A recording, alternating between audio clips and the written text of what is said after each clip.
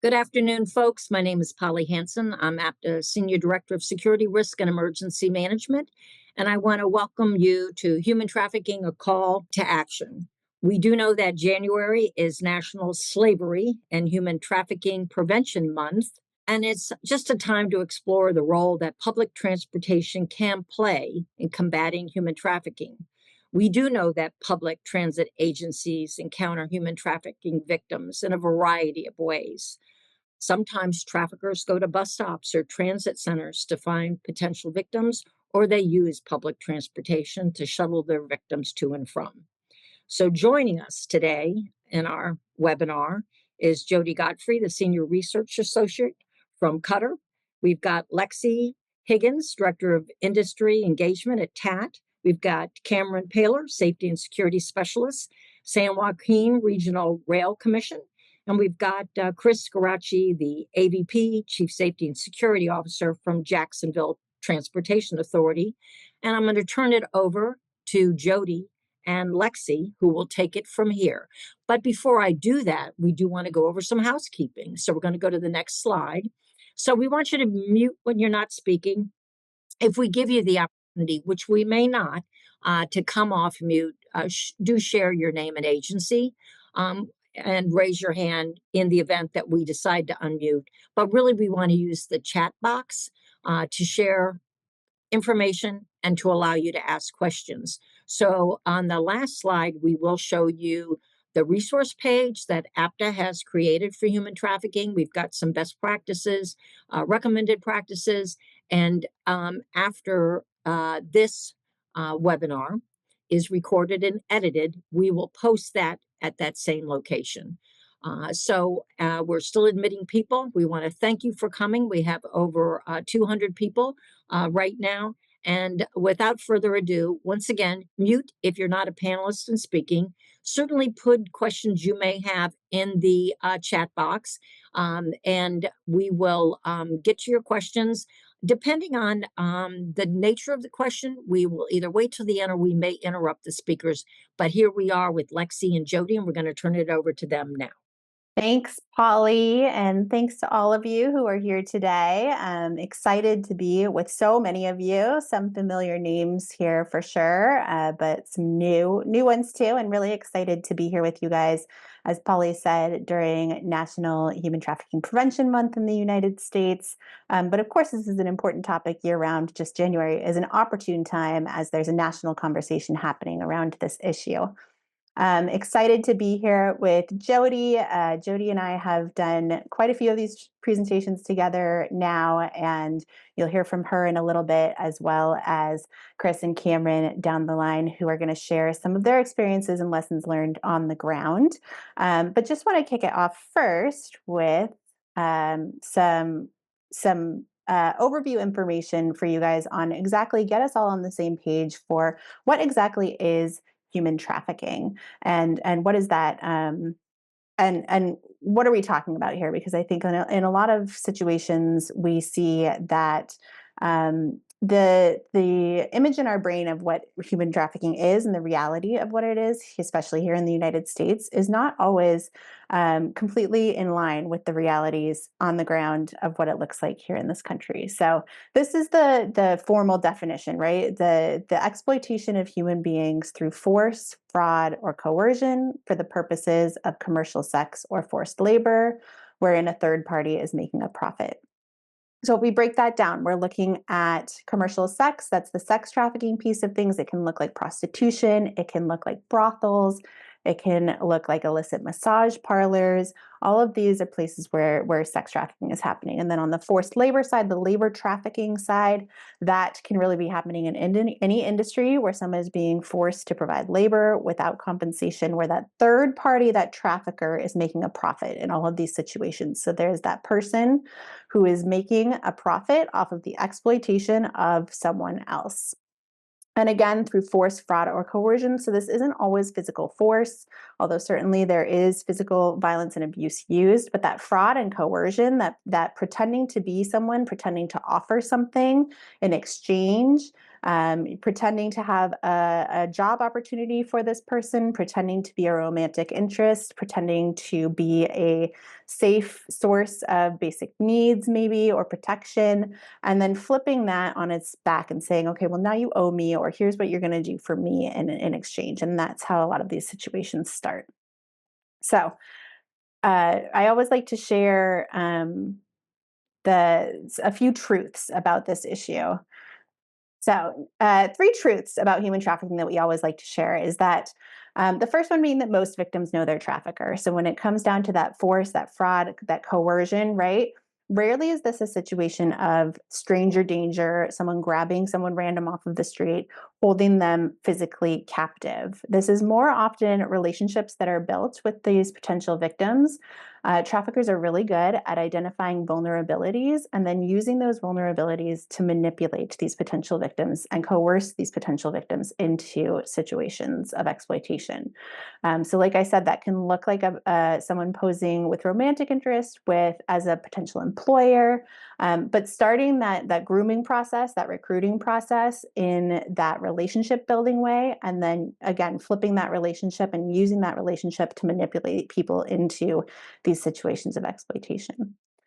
Truth number two that we like to share at TAT is that traffickers can be anyone. And so, what we might have in our brain of what a trafficker or a pimp might look like, the truth is, it's really can be anyone that is wanting to make a profit off of the exploitation of someone else. They are as diverse as the communities that they come from. They can be people with extreme power in communities that they're able to use that sort of power and clout to get away with this exploitation, and again can be posing as kind of any role in that potential victim's life. And truth number three, and I think this one is hard for all of us to kind of accept and believe, is that it really is happening in our backyards. It's happening in every community across this country. This is not just a big city issue. It's not just an international issue. It's not just an over there issue. This is truly happening in every community. It's happening in rural areas. It's happening in urban areas. And especially because oftentimes those relationships can be started now more and more online. This truly is happening in pretty much every community of every size across the country. So, why public transit? Why would we want to be talking to you guys about this issue? And one of my favorite things about the work that we do at TAT and working with public transit is that over the past 6 years, and since we created our program for public transit, but I think even longer than that, we have really seen public transit embrace this issue as something that they are taking a leadership role on and that they are really making a difference on. And we see that for a few different reasons. Next slide, please. The first being that we know that there are overlaps between the ridership trends on public transportation and those who are most at risk for human trafficking. So we know that people of color are disproportionately victimized in human trafficking, far beyond their representation in broader society. And of course, poverty and income inequality plays a huge role in vulnerability to trafficking, right? If traffickers are leveraging vulnerabilities, poverty is a huge vulnerability that they are able to manipulate and use to their advantage. Simultaneously, we know that these groups are more likely to use public transportation due to its accessibility and its affordability.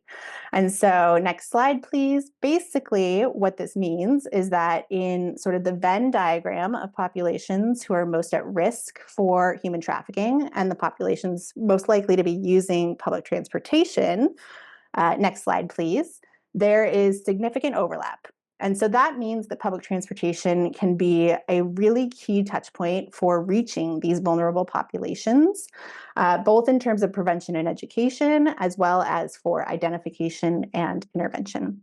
Next slide, please.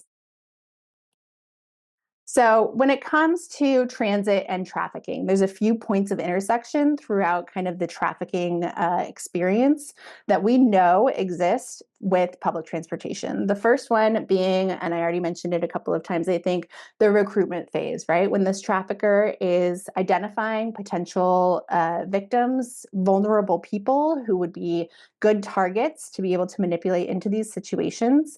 And they know that those vulnerable people will often be at the bus stops, at the bus stations, right? These are places that are seen as safe places for a lot of those vulnerable populations. And so they Well, often we've had cases from quite a few of our partners who have shared where they were able to recognize this recruitment happening at the bus station or at a bus stop, where this potential trafficker is approaching these people, starting conversations. Hey, you need something to eat? Let me get you some food. Let me give you a place to stay for the night. Why don't you come to this party with me? That can be how it can start, but definitely that recruitment can be happening at those bus stations and at those bus stops.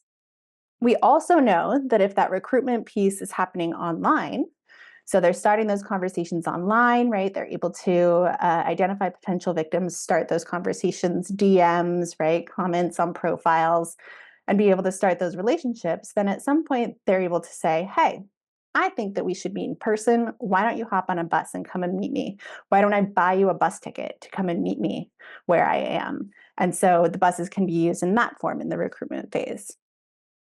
Also during exploitation, so during the time when the victims are being exploited, when they are being sold for sex or forced into labor, they are on public transportation. So they can be going to and from the workplaces that they are being exploited for labor at, or to and from the places where they're being sold for sex. And then when it comes to exit and recovery, we've seen many cases, examples from our partners here as well, where when a victim is able or ready to get out of their situation of exploitation, the first place that they might go is to that bus or to that bus station. Again, because it's seen as a safe place, it's an accessible place, and somewhere where they're able to get to that might be able to carry them physically away from their trafficker. And so have had many instances where our partners have shared examples where a victim of trafficking, when they were able to get out of their situation, went to a bus station and said, I'm trying to get away from someone. I'm just trying to get home. I don't have any money, all of these things. And that was able to actually help uncover this trafficking case behind the scenes. Next slides, please. So these are just a few examples of human trafficking in the news with that intersection with public transportation. So just to help reinforce some of what this actually looks like in real life, right? What those intersections can look like. You can see that there was that top one with a bus driver in Ohio who actually had a passenger say to him that she was being forced into prostitution by another man on that same bus. And he was able to get in touch with law enforcement and get her assistance, get that trafficker arrested. We have examples of when someone's finally able to get out of this situation, they run away, they get on a bus to go away, to get away. They're in extremely vulnerable situations at that point, too, right? They have maybe no money, no place to go, but they have gotten away, and this is an opportunity to be able to assist them. It might be, again, that kind of romantic, the recruitment piece, right? And so they get on a bus to go and meet someone in Atlanta, and then all of a sudden they're being forced to perform commercial sex acts, right? In this place that they don't know, that they have come thinking that they're meeting someone that they can trust. So all various real life news examples from the last few years of those intersection points with public transportation. In 2021, there was a national outreach survey for transportation done around these intersections. What does this actually look like? What's the data behind this? And a few of those key findings, they did surveys with transit professionals. They also did surveys with survivors of human trafficking. 60% of those survivors reported that they used a bus or public transportation during their recruitment into trafficking. So, that example of getting on a bus to go meet their trafficker, or they were recruited by their trafficker at a bus stop, a bus station, on a bus. 75% of survivors reported that a bus was used during their exploitation, so that they were on public transportation while they were in their situations of trafficking. What we've heard from survivors quite a few times is that this could be with their trafficker. It could also be a situation where that trafficker is saying, all right, you got to go out and work and don't come home until you make this much money. And so they're out on those buses even without their traffickers, which is an additional real big opportunity for potential identification and intervention. And then 28%, so more than 1 in 4, reported that a bus was used during their exit or escape from trafficking. So they're getting on the buses, they're going to public transportation when they're able to get out of that situation. Next slide. Just a few things of what are these red flags. I know I already touched on a few of them, but what could people in public transportation be noticing? Again, those signs of recruitment. Is there maybe someone who's coming to the bus stop but never getting on a bus, never buying a ticket, starting conversations with people, maybe being aggressive with potentially vulnerable people, trying to start those conversations, but never actually getting on a bus or going anywhere? That can be a major red flag. And we actually had a couple of examples of transit professionals who were able to notice those patterns and report it. And that actually uncovered human trafficking cases and lead to arrests and recoveries. Signs of control. So, is there maybe someone on a bus who doesn't seem like they can speak for themselves? They're with someone else. They're always looking to that person to see if they're allowed to answer questions, if they're allowed to speak for themselves.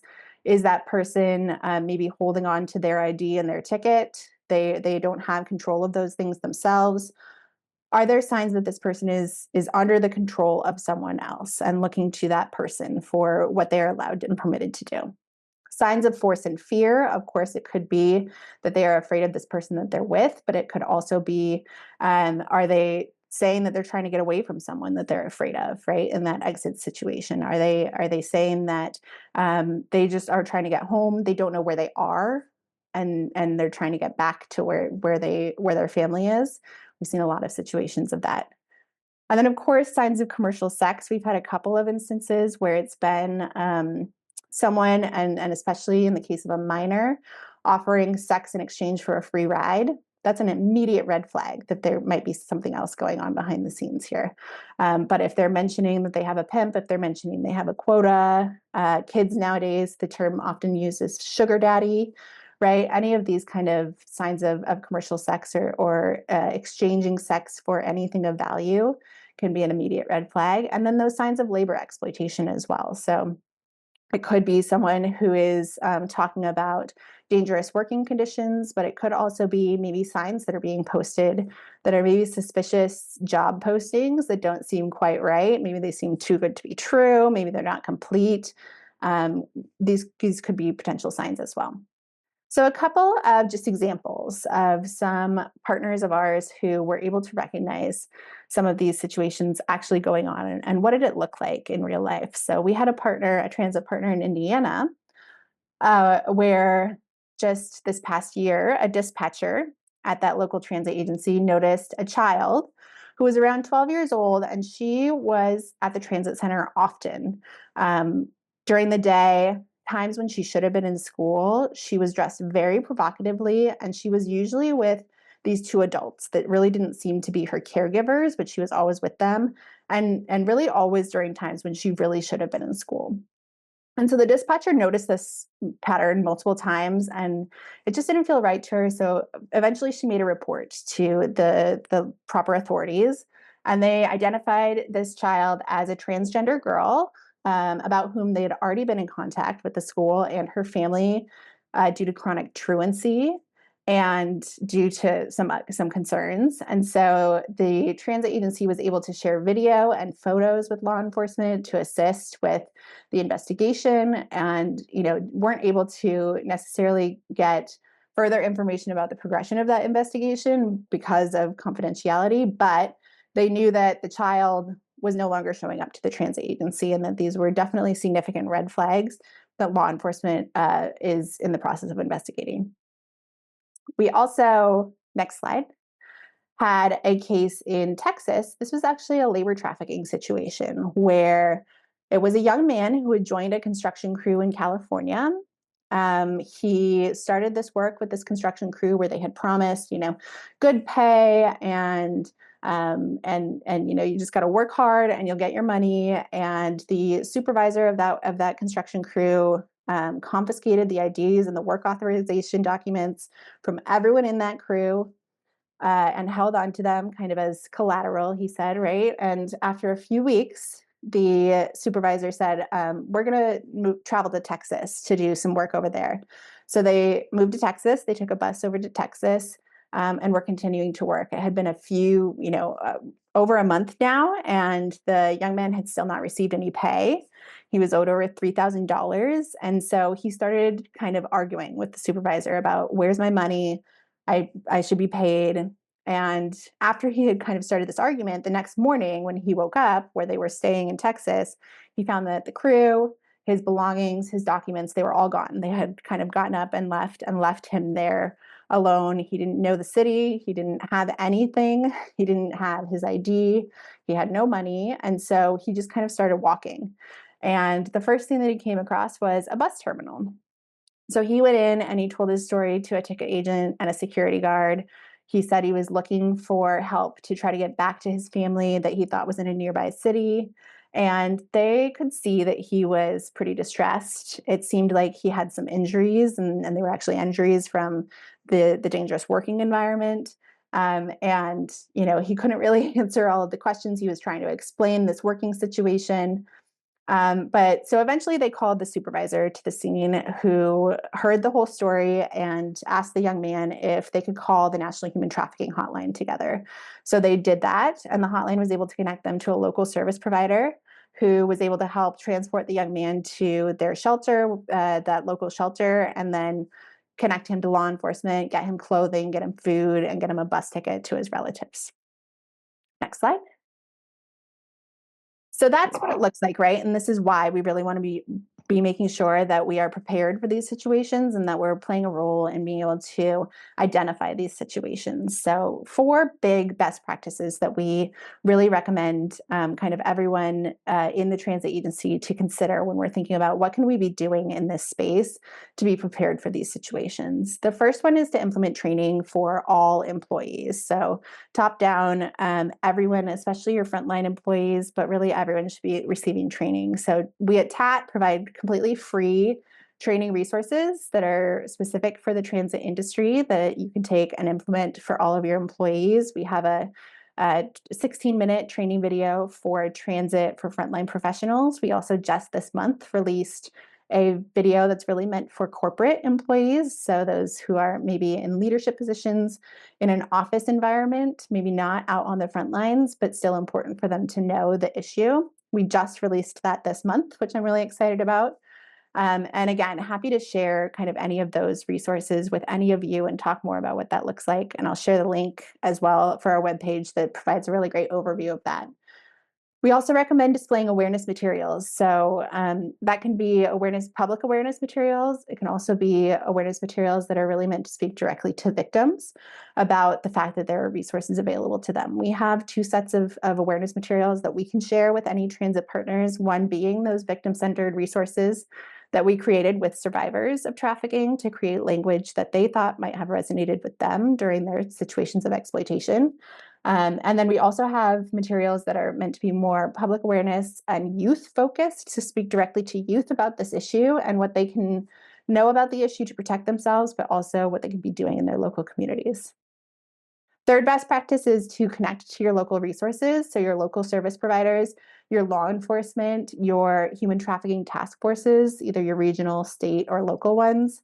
They can be incredible resources, especially, you heard in those examples of when you're noticing something, knowing who you need to connect to in your community to be able to report these things and to be able to get the response, right? Because it's not your job as transit professionals to be the social workers or to be the investigators, but who in your local area are able to come in and take over that investigation or take over providing those services to potential victims.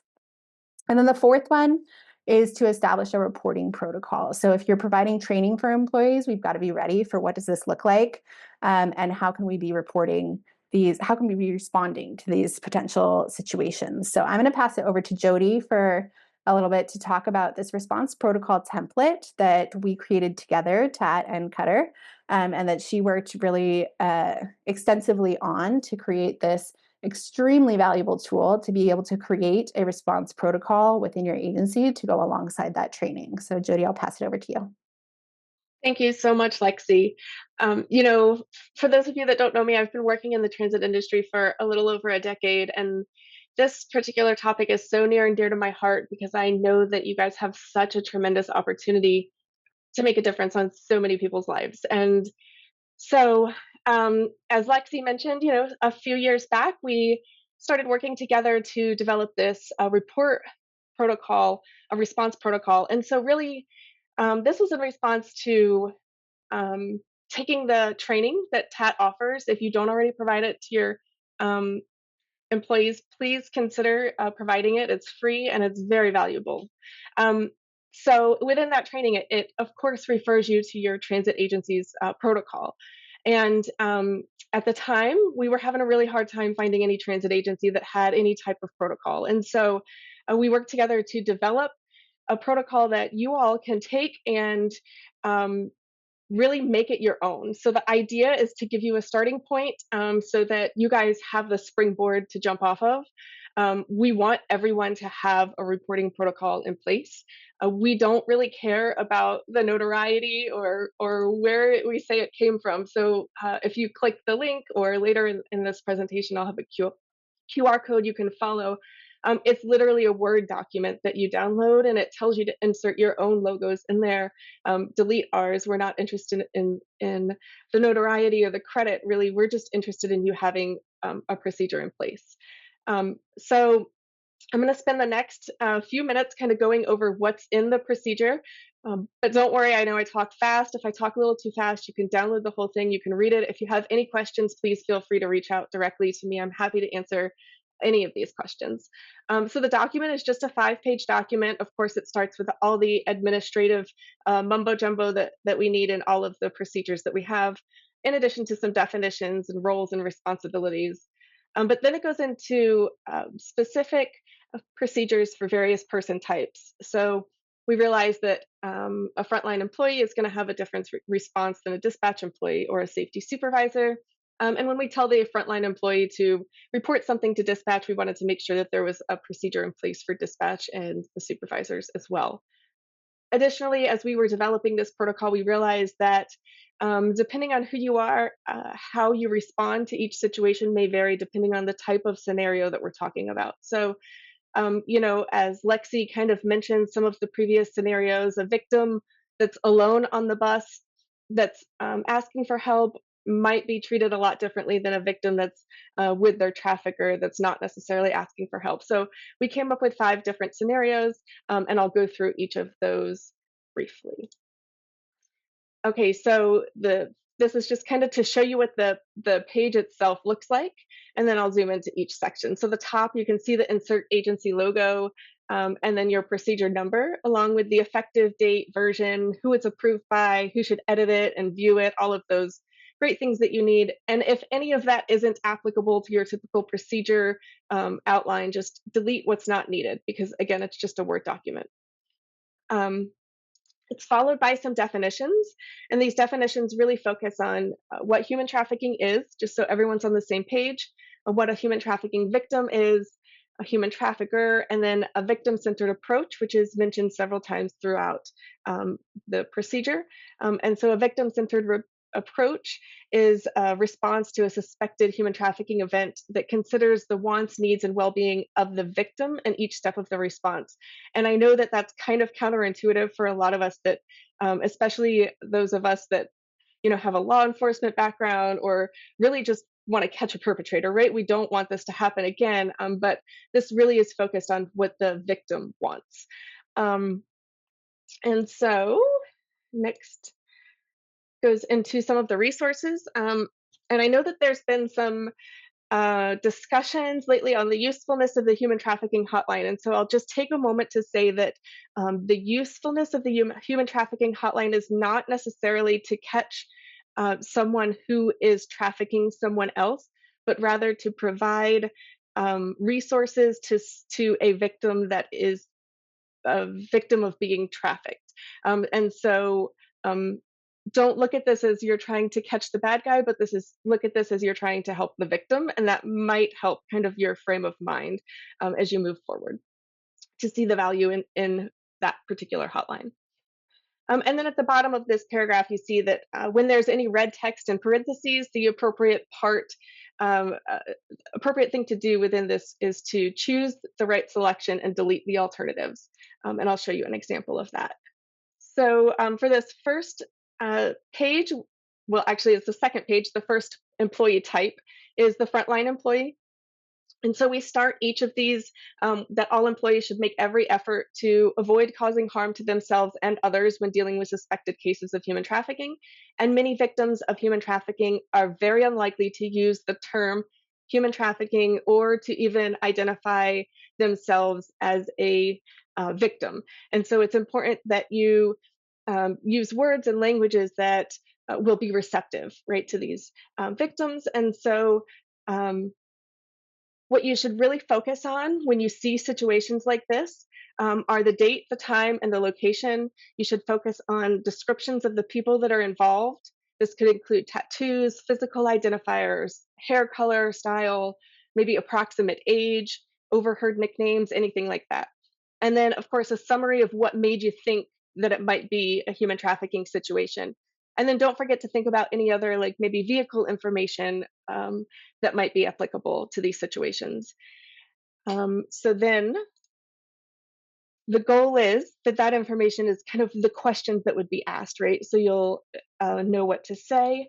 So we get right now into the types of events that could be happening. So the first event that we look at is a human trafficking victim that's alone and not asking for help.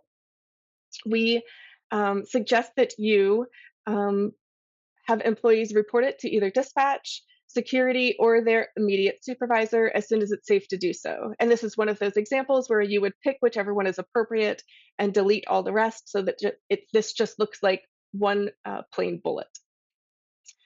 If it's an apparent minor, you should either call 911 or your local transit police to report. And then if it's an adult, you should engage them in conversation, asking simple questions like, "Are you okay?" or "Can I call someone for you?" And then you might want to share that National Human Trafficking Hotline number as a resource, just in case they're interested. If the trafficking victim is with their potential trafficker and they're not asking for help, we suggest that you report that again as soon as safe to do so without putting anyone else in danger, and to call 911 if you suspect the immediate danger. But you should not ever approach a trafficker or attempt to intervene physically. And you should never stop the bus or wait for a supervisor to assess the situation, unless, of course, your agency thinks that that's the appropriate response. The next two situations that we look at is a human trafficking victim that's alone and asking for help. So this is really the opportunity, I would say the panacea of opportunity that we have to make a real difference.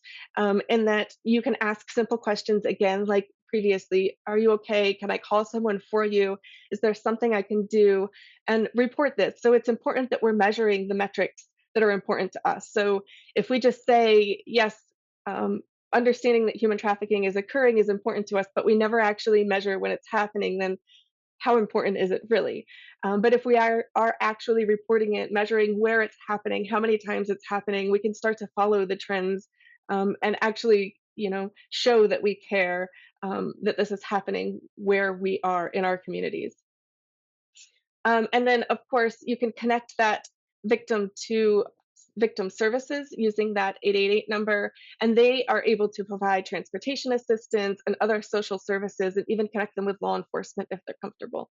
The next scenario that we include is a victim that's with their potential trafficker and discreetly asking for help. And this one was, if I'm completely honest, the most tough to develop the protocol for. So we suggest that obviously it's reported as soon as safe to do so, and to call transit police or local police if imminent danger is suspected. But mostly, what this focuses on is what not to do. So don't intervene. Don't indicate that authorities have been notified. Don't poke the pig, in other words, right? Don't try to make a situation any worse than it already is, or make someone feel more nervous.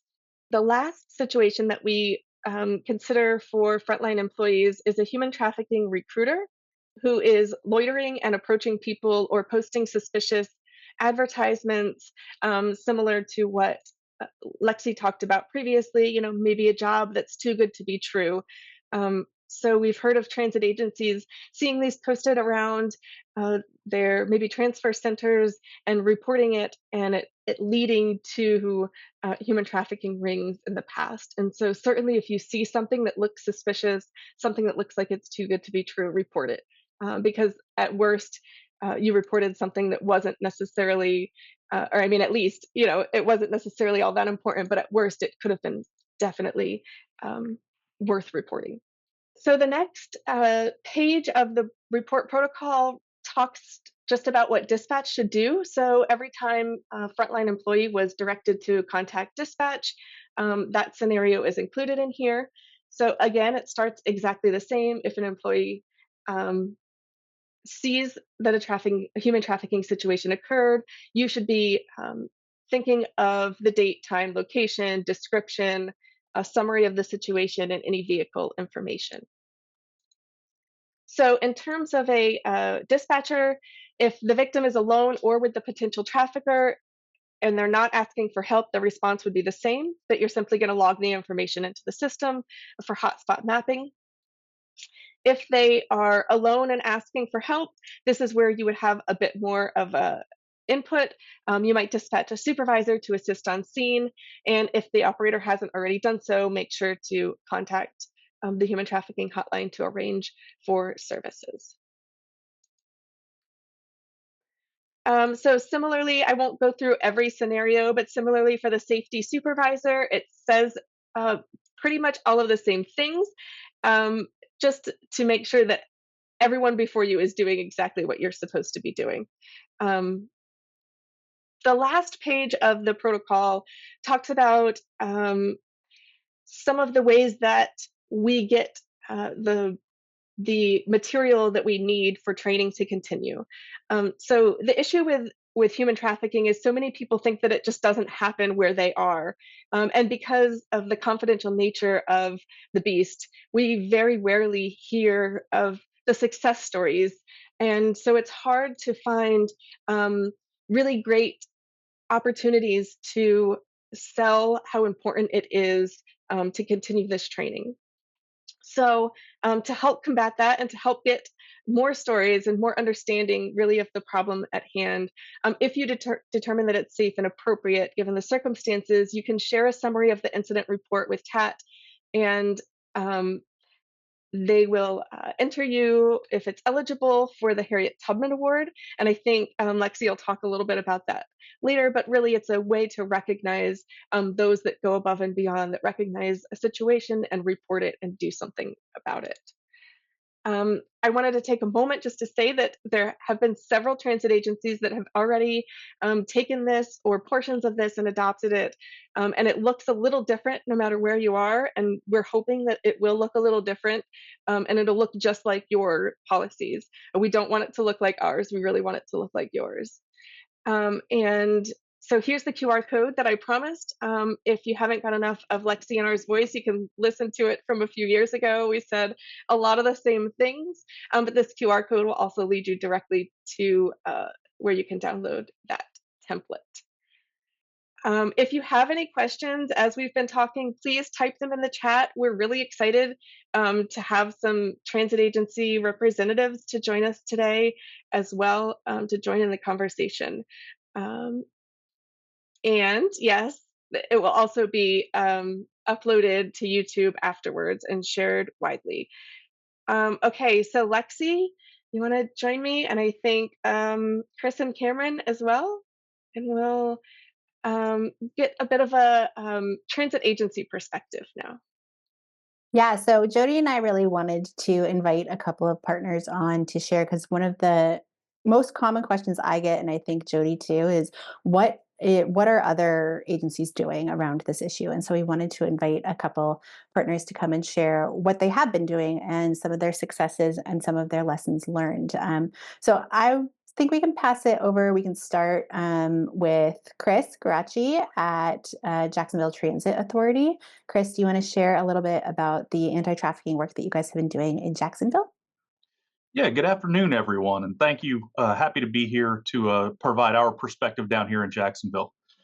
So we've had a human trafficking reporting process, procedure, and protocol in place for several years now, and that is really focused on all employees with the inherent, focus on operations employees, security employees, frontline personnel who are more likely to see this. But we do roll it out to all employees.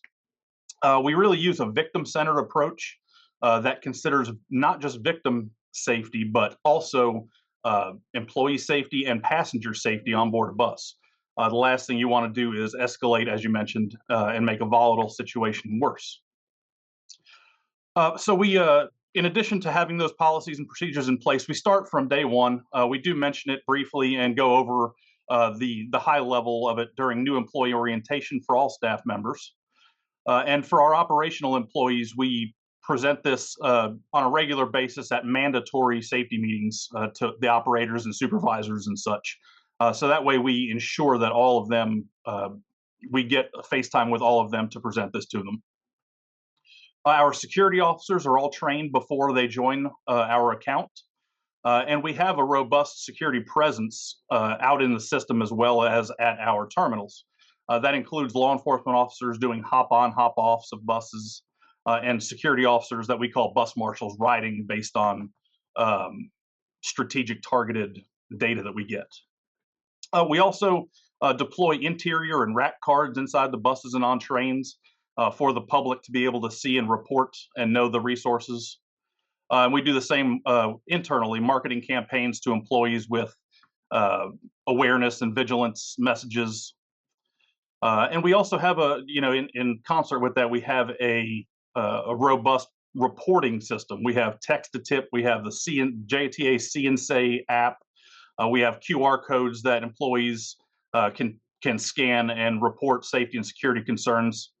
And we roll out these marketing campaigns that have the anti-trafficking procedures and steps, as well as the resources on how to report. So those are most of the things we do. I think I've said enough. I will say that Chris at JCA was one of the first transit agencies, when we first reached out and we were like, who has this? He said, well, we don't, but we're working on it. And so they gave us like an outline of what they had and they came out with it before Lexi and I had finished ours. But then, we worked back and forth and I think they've even had some edits to theirs and some iterative improvements, so to speak. And so JTA has been a great partner in the fight against human trafficking. I think too, one of the things that I love is the connection between the training and the procedures. And so making sure that that's being sort of circulated alongside the training instead of it just being a document that was, filled out and filed away. It has to be sort of part of that training and making sure that everyone knows what the reporting protocols are too. So thank you, Chris, for sharing. And I'm sure that, people may have questions for you as well. But while they're thinking on that, I'd love Cameron, from San Joaquin Regional Rail Commission. Do you want to share a little bit about some of the work that you guys have been doing over there in California as well? Hey, good morning, good afternoon, everyone. Yeah, my name is Cameron Plur, Safety and Security Specialist. So here with the San Joaquin Regional Rail Commission, so we oversee two services, which is the ACE train that goes from the Valley to the Bay Area and back, and also our Amtrak San Joaquin train that goes and serves portions of the East Bay Area. So what we decided to do was basically a four-phase kind of project, right? First phase was conduct comprehensive training for all employees and staff members. This included our contractors and operating crews. We would try to get the front-facing staff members first, onboard crews, and then kind of work our way to the managers and the supervisors. And then the phase two was to passenger visibility, right? We went ahead and added signs on board our trains in very distinct areas. We wanted to go with big signs. We didn't want small little information where you kind of have to read the fine print. We wanted to jump out. We wanted to be in avenues of where you're going to walk through, we're going to see. So one of the main areas was the restrooms, both English and Spanish, which we partnered with Truckers Against Trafficking to co-brand a sign that they created to put on board to possibly give an avenue approach for victims or someone who knows it. And then the awareness outside of the restrooms on board our trains where people are walking through. The third phase of that is extending our efforts by placing those in the lobbies, our station platforms, new areas that we're building. We also have a new service that's gonna be kicking off here in a few years. Planning on doing the same thing for those services as well. And then the fourth, and I'm glad that you guys created a template for us to use, because that was kind of my idea. I want to develop a detailed procedure with the collaborating agencies. Also, what we can do to assist And this is kind of jumping in more of the lessons learned.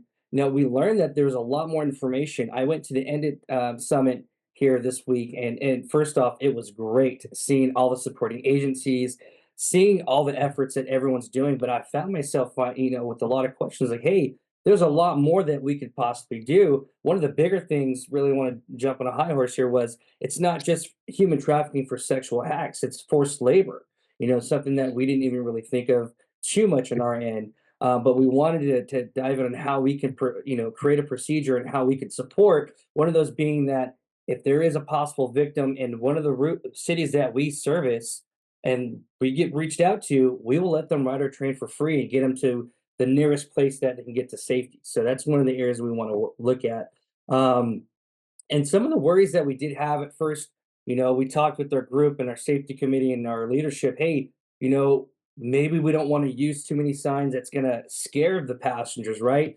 That wasn't our intent, but also we wanted to be realistic about what's out there, and what we can do. And if we possibly know someone that's a victim of human trafficking. So we decided to go with those signs. And then now just developing that protocol and in-depth training. I'm the training officer here for all onboard crews and also the new hire orientations.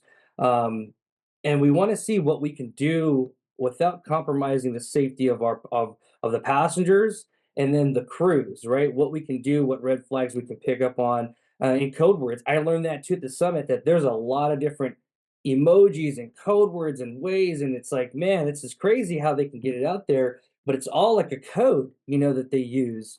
And then take that, maybe we can utilize our own code that picks up on cues that maybe we have someone that is a possible human trafficking victim.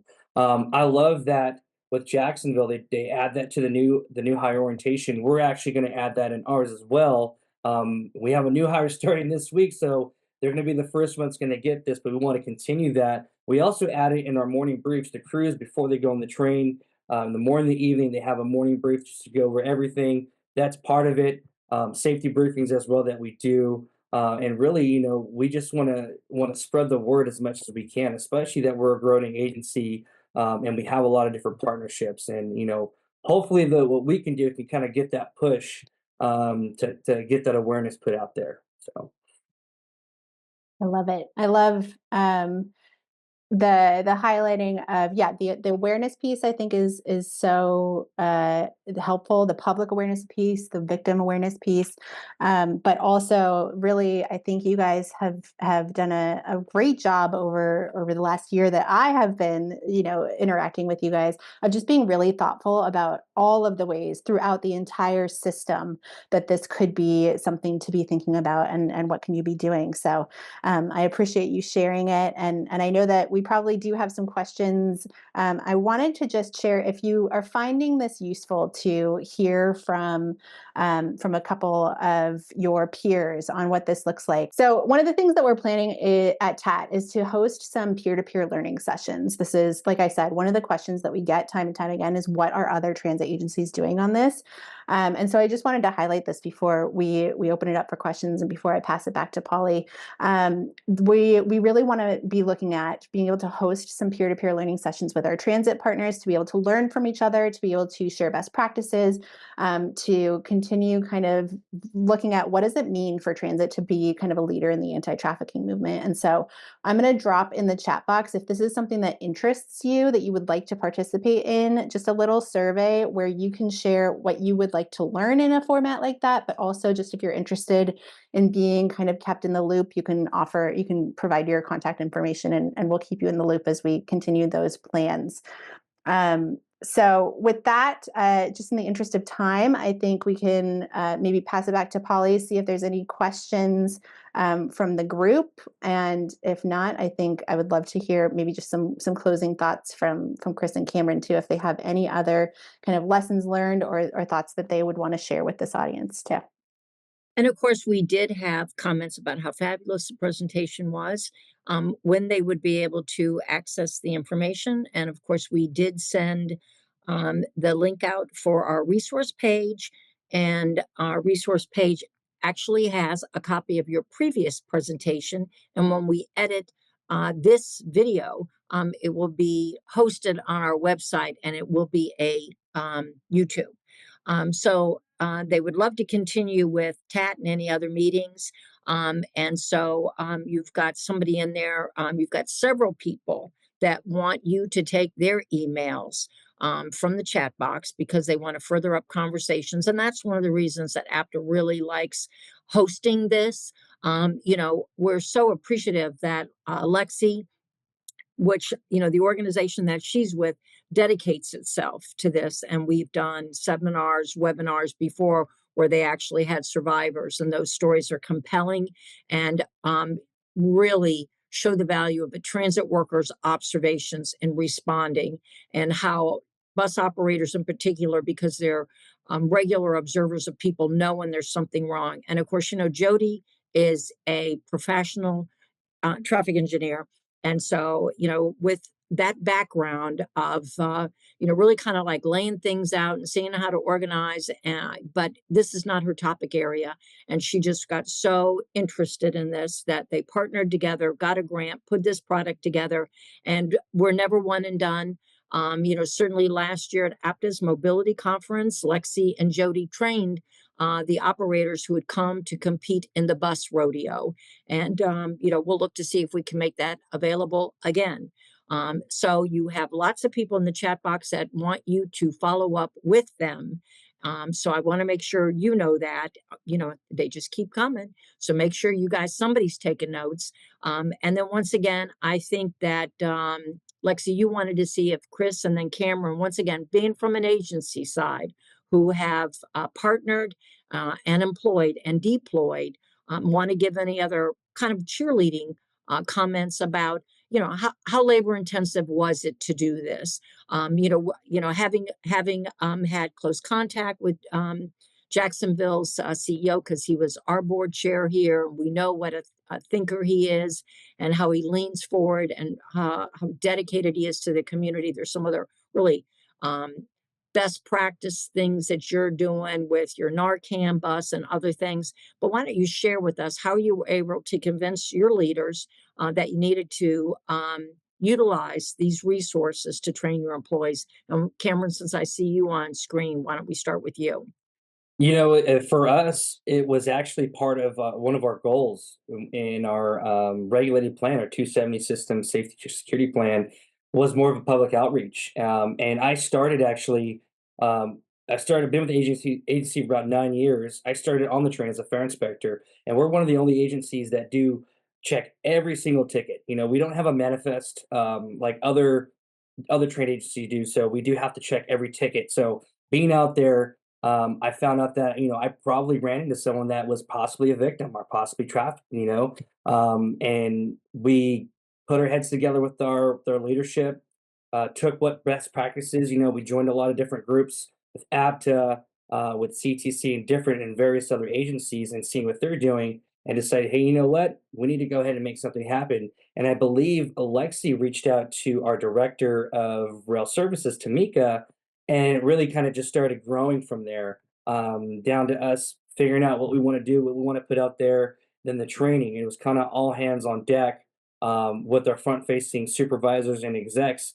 And our executives were 100%, 110% on board on wanting us to push the awareness.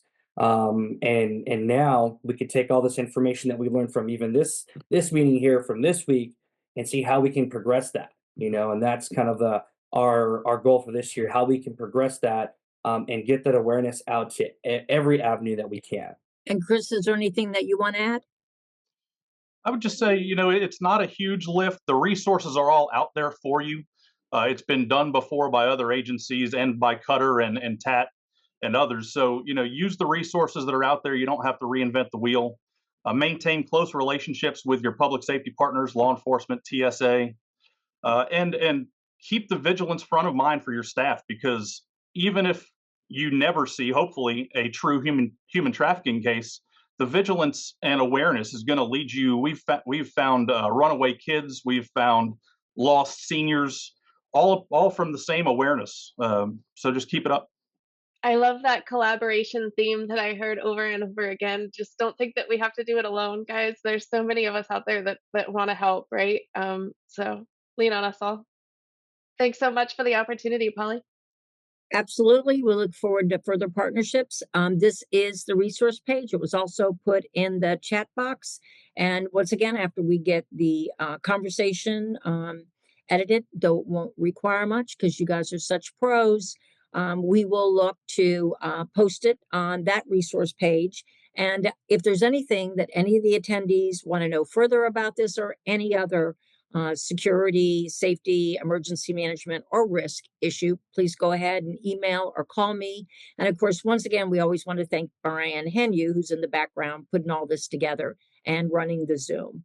So we're going to conclude this fabulous presentation on human trafficking awareness and a kind of a call to action.